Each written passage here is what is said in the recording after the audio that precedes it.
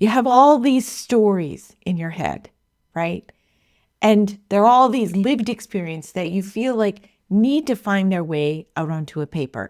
But every single time that you sit down to write, there's another fire that you have to put out. Hello, midlife writer. Hello, welcome to my world. So if you are anything like me, you have a life outside of writing.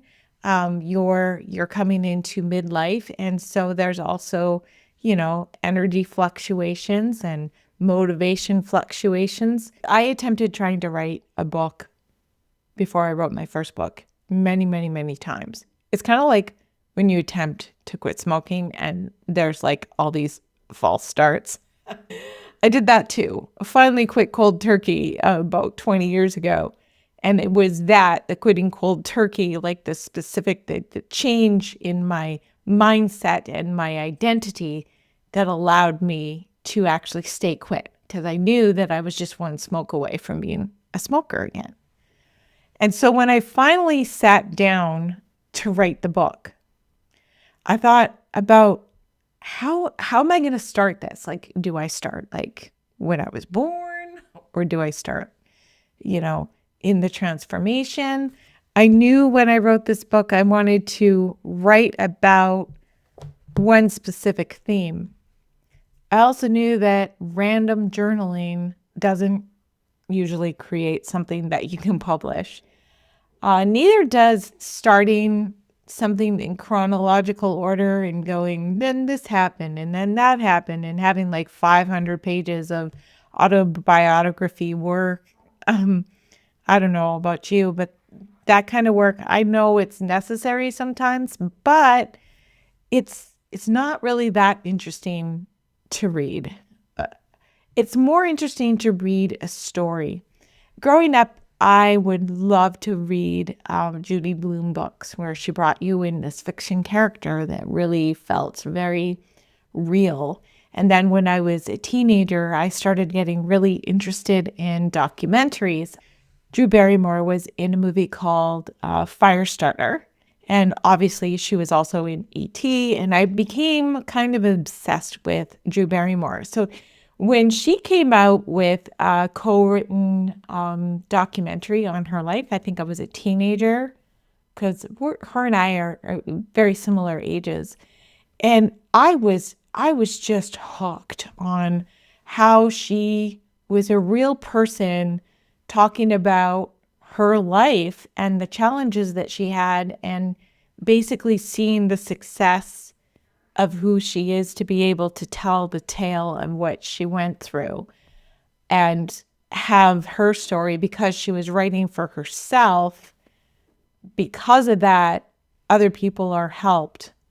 Elizabeth Gilbert writes in her book, Big Magic, about how if we're writing to help people, then our book will not help people. Yet, if we're writing to help ourselves, in by doing that, the people that find our work that need it and are able to be helped by it because they're ready to receive that type of help will. And I thought that that's a very, very interesting concept. It made me really rethink the work that I do and the work that I bring into this world, because when I wrote this first book, I really wanted to help people with my story. That was my main motivator. And maybe I should think about it a little bit differently. So how do you organize your life experiences in a book? I'll share with you what's worked for me in the past and what is continuing to work for me.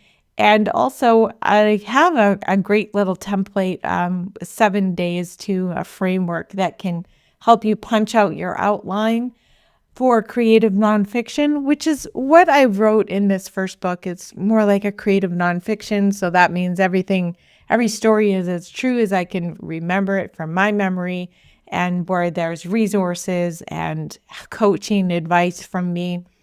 I kind of would like to bring it back off the shelf and rewrite it more as a memoir theme style and take the coaching out. But we'll see. I'm working on my second book right now. I'm now in the process of ripping it apart and putting it back together and putting out fires along the way, because it's not my only thing. And every time I feel like I'm going to get this, straight line to work on the book, something becomes more of an emergency in my life. And sometimes I wonder, is this just resistance, or is this a scheduling problem? Is this a Karen problem? Is this just avoidance, procrastination? Whatever it is, I am like literally fighting those demons right now, today, as we speak. But if this is you and you're looking for an easy way to start writing the book, maybe you're not writing a book, maybe you just want to start writing some personal stories, I'm going to share with you a really easy framework to draw on so that you can get going on this. I just want to preface this by saying you don't need to be a natural born writer. You don't need to be a good writer to start out with this. You just need to have this will in your gut to know that you need to start finding a way to express this, if not for other people, for yourself, right? There's a lot of power in really figuring out, and remembering some of the stories in our life to start to, flush things out and figure out how you became who you were. The first step is to just kind of identify what theme you want to go with. You're able to do a lot more storytelling within the book and then have that lead into lessons learned, reflections, or just leave it as, a collection of stories, personal stories that are put together in one theme. So I'll give you a couple examples here. This is my first book. It's creative nonfiction. And the theme of this, I really felt the urge to describe the essence of self-image, body image in particular. And the story arc, it's all personal stories from my life. And it comes to, growing up, being the pudgy one and, the overweight adult. And then all of a sudden losing weight in my late 20s and all of a sudden becoming this person grasping onto who is this new identity.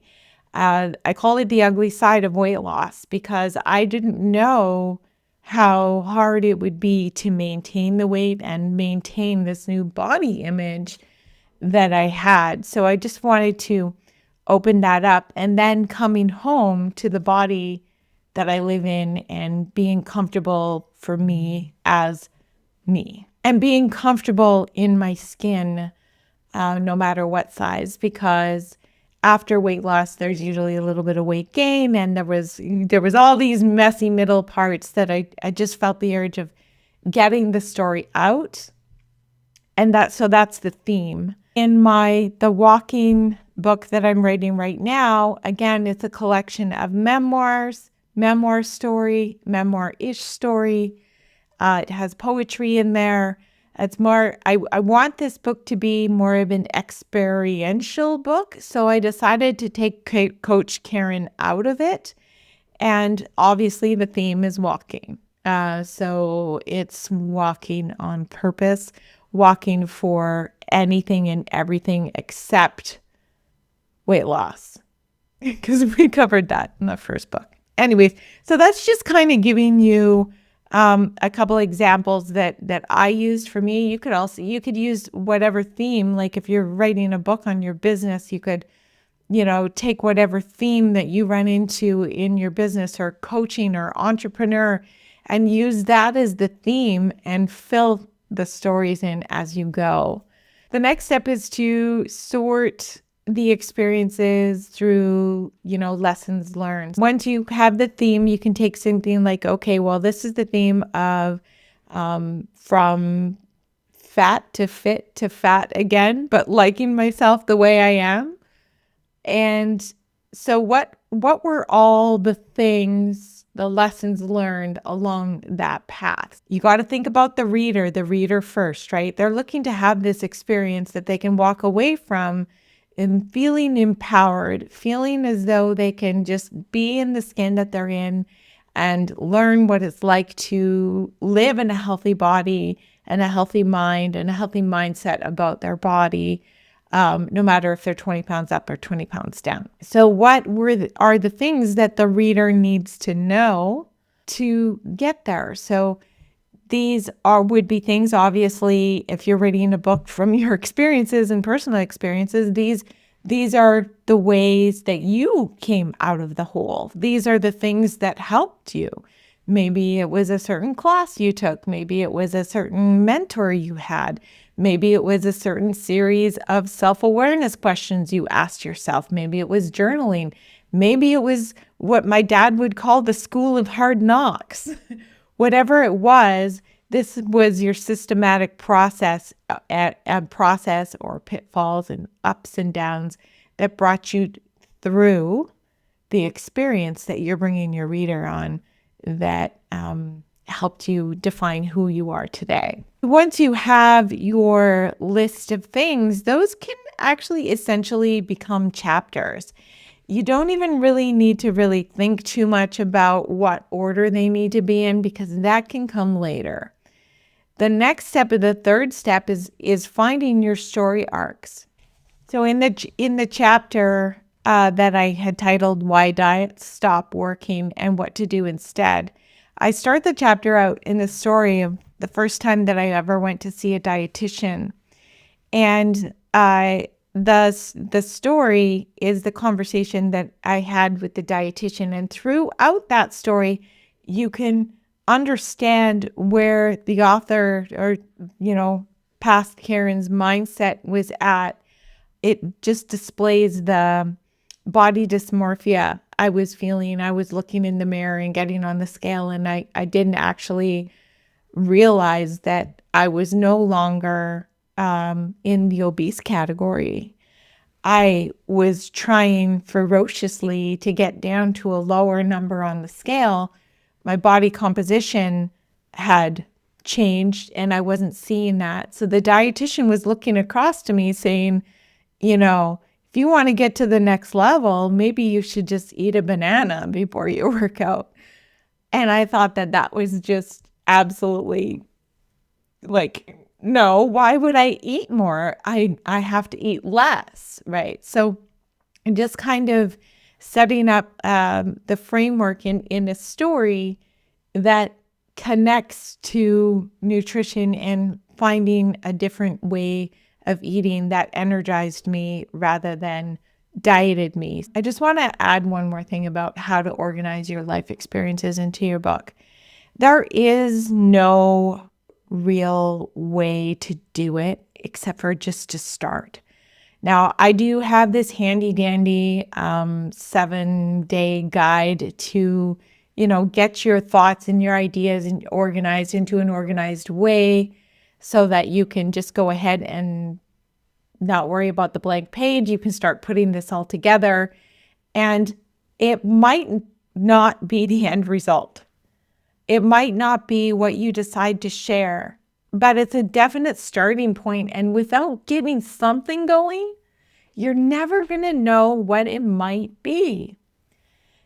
Every once in a while, I come across something that I wish I would have done myself. I wish I would have created this. And I want to share with you this book. I'm not affiliated with it or anything, but it's Mom, I Want to Hear Your Story. And it's a mother's guided journal to share her life and her love. And I originally bought one for me and one for my mom about 2 years ago. And at that time, my mom was starting to just forget things a lot. So my idea was that I was going to fill out mine and she was going to fill out hers. And every week on FaceTime, we would read each other the stories. I thought that would be a fun activity because she lives far away from me. And sometimes it's like, well, it'd be nice to have some sort of activity to do on our phone calls. But every time I asked her to pull out her book, it was like it was brand new again. She didn't know what I was asking her to find. So I just decided that I would just put it on my shelf, and I never looked at it again. Mom just recently moved into a higher level of care, of memory care. Now, when I was growing up, Mom journaled a lot, and I am super grateful for that. I've journaled off and on throughout my life. But one thing that what I know for sure is that Mom has given me a baby book, and she has lots of journals of when I was growing up that are helping me fill in the gaps of our memories together as I start to seek and search out more answers to find more self-awareness within me. These things are, I don't know, they become more important in midlife.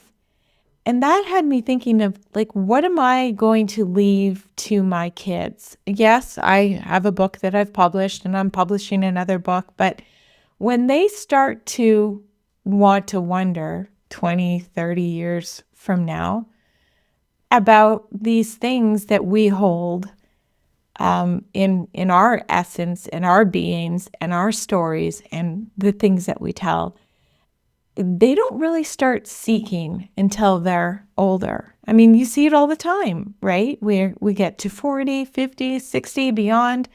We care more and we want to know more, and we're naturally more curious about our roots and where we came from, and about our mom and about our dad, and a lot of times they're not around to fill in the blanks. Or like my mom, she doesn't remember. Sure, there's lots of photographs, there's lots of journals, but if I didn't have those journals, there would be so many missing gaps. So I decided that I'm gonna go ahead and fill this out. And I started doing this a couple of days ago, and I'm grateful that my mom, I filled out my baby book and she gave it to me. And I did one for my son, but do they even do those anymore?